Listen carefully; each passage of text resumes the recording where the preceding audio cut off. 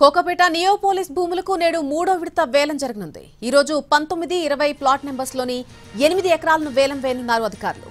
ఇప్పటికే 2 విడతల్లో 4 ప్లాట్లలో 19 ఎకరాలను వేలం వేసి 2,708 కోట్ల రూపాయలు సంపాదించింది హెచ్ఎండిఏ.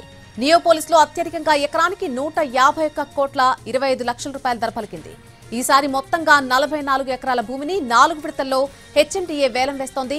కోకాపేటలో 29 ఎకరాలు, మూసాపేటలో 15 ఎకరాలు ఇందులో ఉన్నాయి. కోకాపేట గోల్డ్ మైల్లోని 2 ఎకరాలు, మూసాపేటలోని 15 ఎకరాలకు డిసెంబర్ 5న వేలం జరగనుంది.